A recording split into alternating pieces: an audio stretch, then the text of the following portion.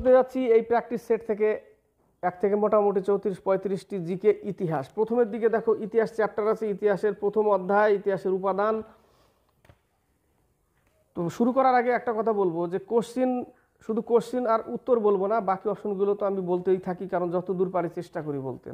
না বললে সেই পড়াশোনার যে ক্লাসটা সেটা কিন্তু সৌন্দর্য পরিণত হয় না, মানে শুনেও ভালো লাগে না। একটা প্রশ্ন বললাম, উত্তর করলাম, এটা তো সবাই করে, কিন্তু এইভাবে কি নলেজ বাড়বে? এইভাবে নলেজ বাড়বে না। যদি আমি সবগুলো সম্পর্কে আমি মোটামুটি ধারণা দিই, তাহলে কি একটা একটা প্যাকেজের মতো তৈরি হবে। না, এখান থেকে এতগুলো জিনিস পারলাম, তাই না? 34x4, 34টা কোশ্চেন যদি হয় 34x4 তো মোটামুটি হবেই, তারপরে বাড়তি কিছু। তো সেগুলো মনে রাখার চেষ্টা করবে, শুধু শুনবে না, মনে রাখার চেষ্টা করবে।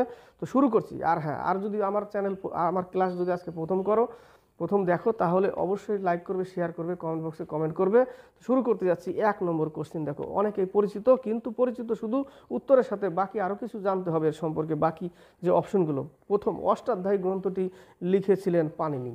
এটা তো আমরা জানি পাণিনি নম্বর, কিন্তু যদি বলে যে প্রথম সংস্কৃত ব্যাকরণ বই কোনটি, অষ্টাধ্যায়ী। প্রথম সংস্কৃত ব্যাকরণ বই অষ্টাধ্যায়ী, এটাও পেলাম। বাল্মীকি রামায়ণ রচনা করেছিলেন, এটুকু জানলাম। বেদব্যাস,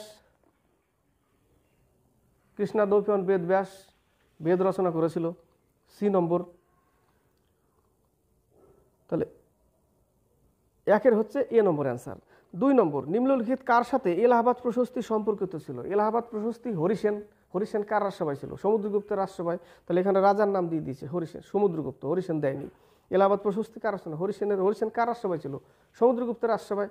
এখানে তাহলে উত্তর দিয়েছি, আমরা কি নেব? উত্তরটা কি নেব? সমুদ্রগুপ্ত, সি নম্বর, তাই না?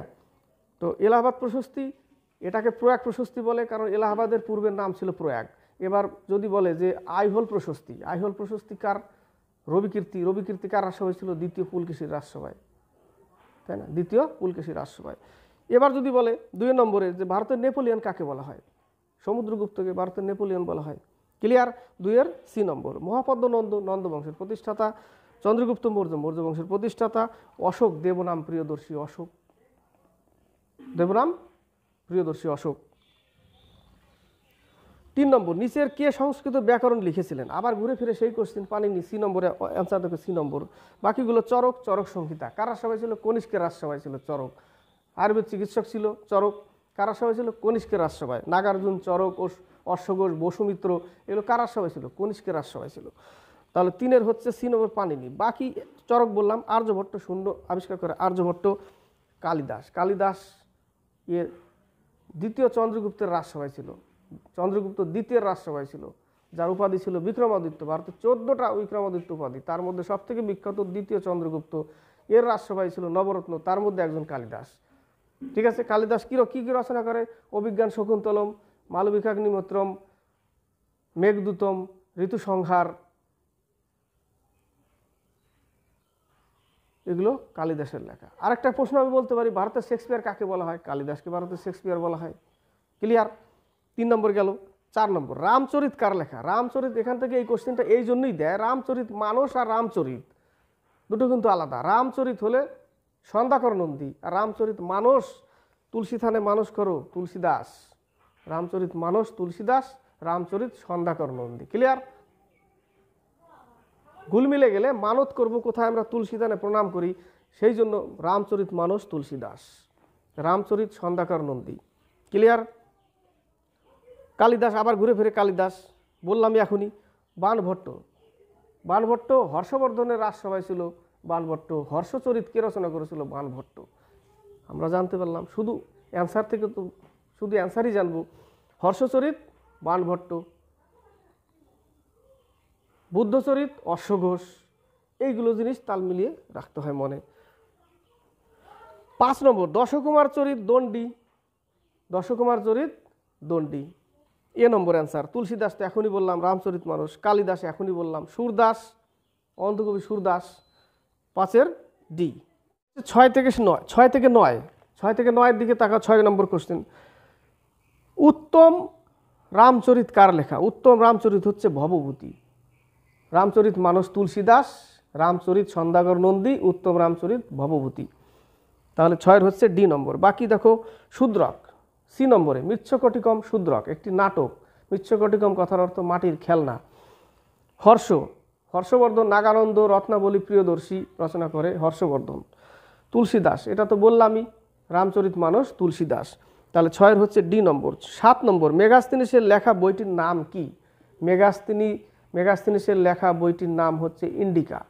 Indica Megasthenes. মেগাস্তিনিস কার সময় ভারতে এসেছিল? চন্দ্রগুপ্ত মৌর্যের সময় ভারতে এসেছিল। মেগাস্তিনিস কার রাজদূত ছিল? সেলুকাস নিকেটরের রাজদূত ছিল। ক্লিয়ার? কার সময় এসেছিল? চন্দ্রগুপ্ত মৌর্যের সময় ভারতে এসেছিল। কার রাজদূত ছিল? সেলুকাস নিকেটরের রাজদূত ছিল মেগাস্তিনিস। ক্লিয়ার? কি বই রচনা করেছিল? ইন্ডিকা। এ নম্বর অ্যান্সার 7-এর। সি নম্বরে পুরাণ। পুরাণের সংখ্যা কটা? 108টা। সরি, 108টা বলছি, 18টা পুরাণ, 108টা হচ্ছে উপনিষদ। 18টা পুরাণ, 108টা উপনিষদ, 18টা পুরাণ। 18টা পুরাণের মধ্যে সবথেকে সর্বশ্রেষ্ঠ পুরাণ কি ছিল? মৎস্য পুরাণ। ঠিক আছে? 18টা পুরাণ, 108টা উপনিষদ। ঋগ্বেদ। ঋগ্বেদে গায়ত্রী মন্ত্র কোন বেদে আছে? ঋগ্বেদে। ঋগ্বেদ যারা উচ্চারণ করে তাদের কি বলা হয়? হোত্রী। কি বলা হয়? হোত্রী বলা হয়। গায়ত্রী মন্ত্র ঋগ্বেদে। সবথেকে প্রাচীন বেদ ঋগ্বেদ। অর্থশাস্ত্র কে রচনা করে? কৌটিল্য বা চাণক্য। কি সম্পর্কে জানা যায়? রাজনৈতিক বিষয় সম্পর্কে। 8 নম্বর, নিচের কোন বইটি থেকে কাশ্মীরের ইতিহাস জানা যায়? রাজতরঙ্গিনী। কলহন দ্বারা রচিত রাজতরঙ্গিনী। সি নম্বর অ্যান্সার দেখো, এই সি নম্বর অ্যান্সার। রাজতরঙ্গিনী থেকে জানা যায় কাশ্মীরের ইতিহাস। কে রচনা করে? কলহন। বাকি অপশন দেখো, জাতক, বৌদ্ধ ধর্মের সম্পর্কে জানা যায় জাতক। যজুর্বেদ, এটা বেদের। তাহলে 8-এর হচ্ছে সি। 9 নম্বর, শূদ্রকের মৃচ্ছকটিকম হলো একটি নাটক। 9-এর বি নম্বর। 10 নম্বর থেকে 13 নম্বর, পঞ্চতন্ত্র কার লেখা? পঞ্চতন্ত্র হচ্ছে বিষ্ণু শর্মা। এ নম্বর অ্যান্সার দেখো, অ্যান্সারের দিকে তাকাও, বিষ্ণু শর্মা। বিষ্ণু শর্মা। বাকি অপশনগুলো দেখো, মৃচ্ছকটিকম, শূদ্রক, কালিদাস, মালবিকাগ্নিমিত্রম, রঘুবংশম, ঋতুসংহার, মেঘদূতম, এগুলো কি? কালিদাসের লেখা। বিলহন, বিক্রমাঙ্ক দেবচরিত, বিলহন। বিক্রমাঙ্ক দেবচরিত, বিলহন। মনে থাকবে। 10-এর এ নম্বর বিষ্ণু শর্মা, পঞ্চতন্ত্র বিষ্ণু শর্মা। 11 নম্বর, নিম্নলিখিত প্রাচীন ভারতের কোন লিপিটি ডান দিক থেকে বাম দিকে লেখা হতো? খরষ্টি লিপি। ডান দিক থেকে বাঁ দিকে লেখা হতো, শেষ না হলে আবার এইভাবে যেত, মালার মতো। ঠিক আছে? খরষ্টি লিপি। 12 নম্বর, নিচের কোন জোড়াটি সঠিক নয়? দেখো, হাল, সাক্ষ্য সপ্তশতী, এটা ঠিক আছে, হাল। কৌটিল্য অর্থশাস্ত্র, বাণভট্ট বুদ্ধচরিত। বুদ্ধচরিত তো অশ্বঘোষ, এটা বাণভট্ট দিয়েছে। হর্ষচরিত হবে বাণভট্ট। তাহলে 12-র সি নম্বরই ঠিক না, বাকিগুলো সব ঠিক আছে। 12-র সি নম্বর ঠিক নেই, তাহলে উত্তর কি? সি নম্বর। 13 নম্বর, খরষ্টি লিপি উদ্ভব হয়েছিল, খরষ্টি লিপি উদ্ভব হয়েছিল আরমাইক লিপি থেকে। 13-র বি নম্বর দেখো, আরমাইক লিপি বা আরামিক লিপি দিয়েছে। খরষ্টি লিপি উদ্ভব হয়েছিল আরমাইক, 13-র বি। 14 নম্বর থেকে 15 নম্বর, সরি 14 থেকে 17, 14 নম্বর, নিম্নলিখিত কোনটি ভারতীয় ঔষধের বিশ্বকোষ হিসাবে বিবেচিত? চরক সংহিতা। কে রচনা করে? চরক। কার রাজসভায় ছিল? কনিষ্কের রাজসভায়। ডি নম্বর অ্যান্সার। সূর্য সিদ্ধান্ত বরাহমিহির, বৃহৎ সংহিতা বরাহমিহির। সূর্য সিদ্ধান্তিকা কার? বরাহমিহির। বৃহৎ সংহিতা কার? বরাহমিহির। লোকায়তটা আমার লোকায়ত সুমিত্রানন্দন পন্থ। লোকায়ত সুমিত্রানন্দন পন্থ হচ্ছে লোকায়ত। 15 নম্বর, ব্যাকট্রিয় গ্রিকদের সম্পর্কে জানার একমাত্র উপাদান হলো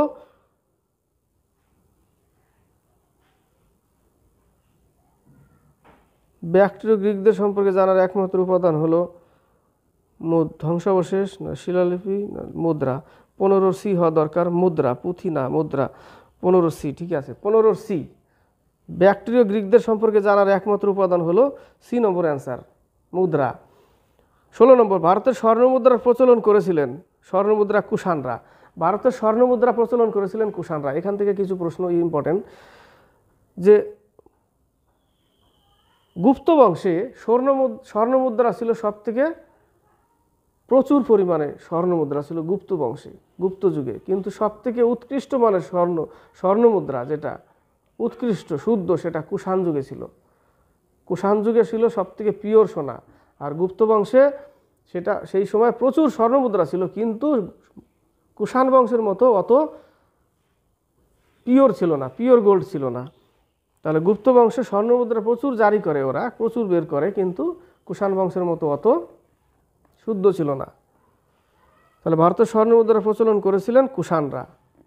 বি নম্বর, চোলরা নৌ সেনার জন্য দক্ষিণ ভারতের শাসকেরা, এদের কাছে নৌ পরিবহন ব্যবস্থা ছিল, নৌসেনা ব্যবস্থা ছিল, এই জন্য এদের বিশেষতা বেশি।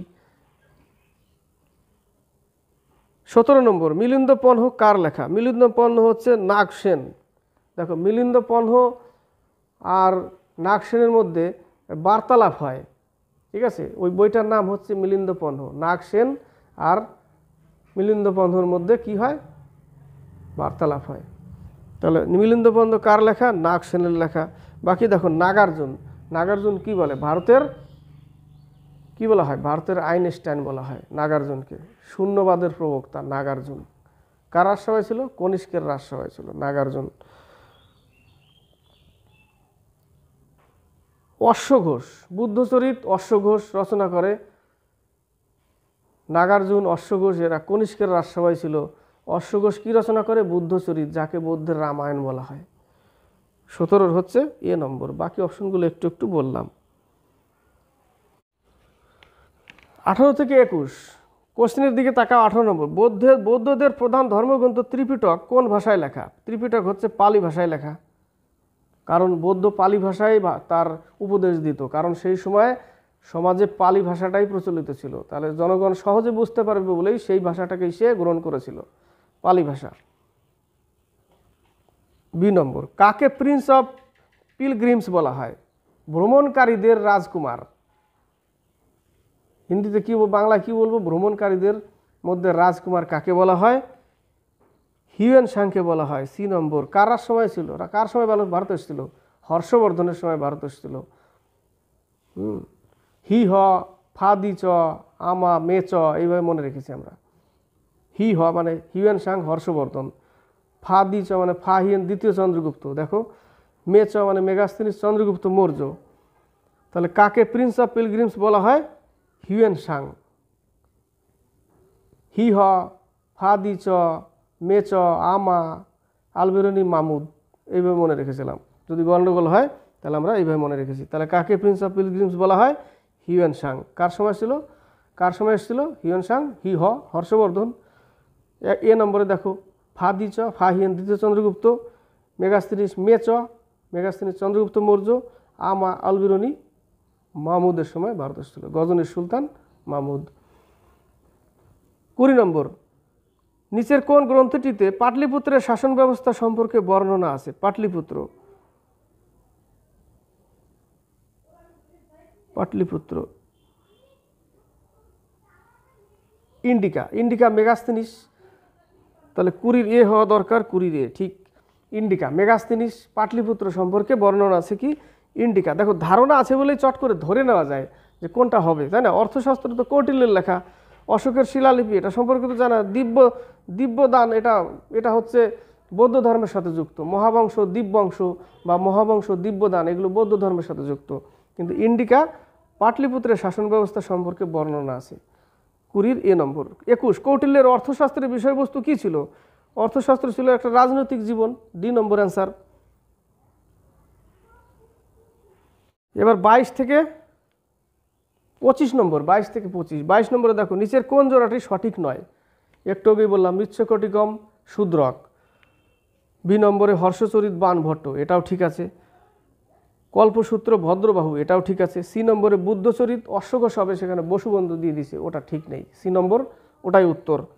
23 জৈন ধর্মগুলি লেখা হয়েছিল কোন ভাষায়? বৌদ্ধ ধর্ম দেখা গেল, বৌদ্ধ ধর্মে একটু আগে বললাম সে উপদেশ সব পালি ভাষায় দিয়েছিল, জৈন ধর্মে সব ছিল প্রাকৃত ভাষা। ডি নম্বরে দেখো, প্রাকৃত ভাষা। 23 ডি। 24 নিচের কোন শিলালেখতে অশোকের পুরো নাম লেখা হয়েছিল? মাস্কি। অনেক জায়গায় মাস্কি না দিলে গুর্জরাও দিতে পারে, মাস্কি ও গুর্জরা, এখানে মাস্কি দিয়েছে, উত্তর মাস্কি।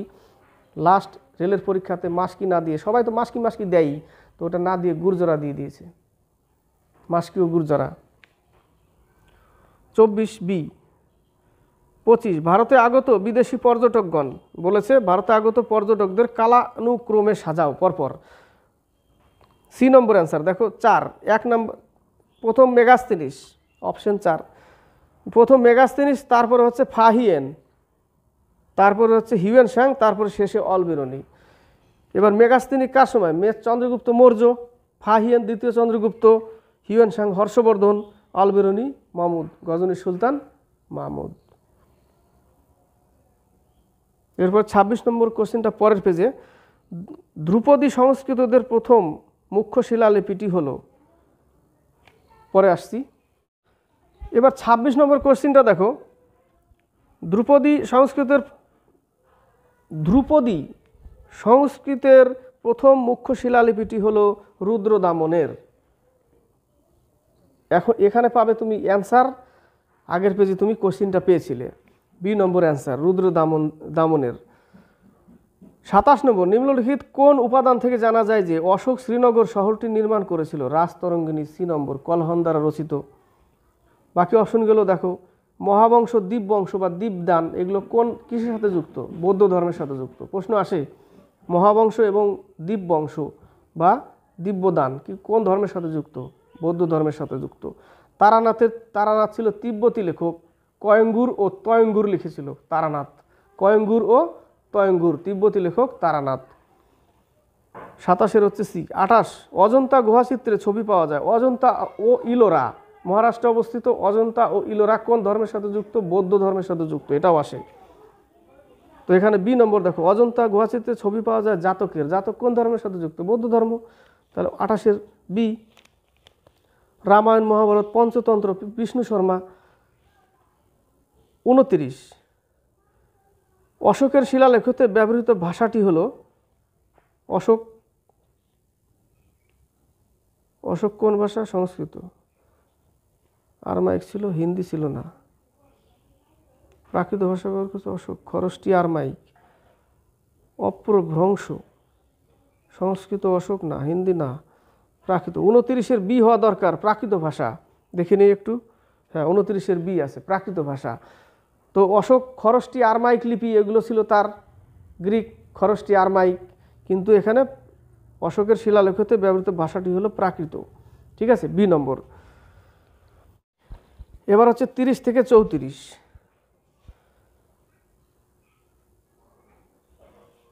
30 থেকে 34 শেষ। নিম্নলিখিত কোন সম্রাটের সভাকবি ছিলেন? বাণভট্ট। হর্ষবর্ধনের সভাকবি ছিলেন বাণভট্ট। হর্ষচরিত রচনা করেছিল বাণভট্ট। নালন্দা বিশ্ববিদ্যালয়, কুমারগুপ্ত। অপশনের দিকে তাকাও, ঘোরাও, চোখ ঘোরাও। কনিষ্ক, নাগার্জুন কনিষ্কের রাজসভায় ছিল। অশ্বঘোষ কনিষ্কের রাজসভায় ছিল। অশ্বঘোষ, বসুমিত্র, নাগার্জুন এগুলো কার রাজসভায় ছিল? কনিষ্কের রাজসভায়। বিক্রমাদিত্য, দ্বিতীয় চন্দ্রগুপ্ত, কালিদাস ছিল, মানে নবরত্ন ছিল ওর রাজসভায়। 30 হচ্ছে বাণভট্ট, হর্ষবর্ধন, ডি নম্বর। 31, সর্বপ্রথম অশোকের শিলালিপি পাঠোদ্ধার করেন জেমস প্রিন্সেপ, ডি নম্বর। এটা মনে রাখো, অশোকের শিলালিপি পাঠোদ্ধার করেন কে? জেমস প্রিন্সেপ, ডি নম্বর। 32, গুপ্ত যুগের স্বর্ণমুদ্রা কি নামে পরিচিত ছিল? দিনার নামে। ইরাকের মুদ্রার নাম কি? দিনার, সি নম্বর অ্যান্সার। 33, প্রাচীনতম ভারতীয় মুদ্রাগুলি তৈরি হতো তামা ও রূপা, ডি নম্বর অ্যান্সার। এগুলো মনে রাখতে হবে। 34, ন্যায়শাস্ত্র বা ন্যায়সূত্র কার লেখা? গৌতম। ন্যায়সূত্র বা ন্যায়সূত্র গৌতম, বি নম্বর। সাংখ্য দর্শন কপিল, সি নম্বরে দেখো, সাংখ্য দর্শন কপিল। চরক সংহিতা চরক। এবার এটা ব্যাস দিয়েছে, এটা ব্যাস বলতে পারছি না, এক তো স্বপ্ন ভাস্বরদত্তা ভাস, কিন্তু এটা দিয়েছে ব্যাস। ঠিক আছে, 34 হচ্ছে বি নম্বর, গৌতম। তো প্রিয় স্টুডেন্ট, আজকে এই পর্যন্তই থাক, এরপরে পার্ট 2 করব। তো কেমন লাগলো কমেন্ট বক্সে কমেন্ট করে অবশ্যই পাঠাবে, আর বেশি বেশি করে শেয়ার করবে আর লাইক করবে। আজকে এই পর্যন্তই, নেক্সটে আবার পার্ট 2, এটারই পার্ট 2 শুরু করব, কারণ একসাথে অনেকগুলো কোশ্চেন, 52টা অনেক বড় ক্লাস হবে, আলোচনা করতে গেলে অনেক বড় হবে। ঠিক আছে। আর যদি বলতে থাকি তাহলে তো 52টা 10 মিনিটও লাগবে না, 10 মিনিটে শেষ, কিন্তু কি মজা আসবে না। তাহলে আমি বলা থেকে তুমি তো নিজে বই পড়াই ভালো, তাই না? তো সেই জন্যই বলতে থাকি একটু। ঠিক আছে, আজকে এই পর্যন্ত।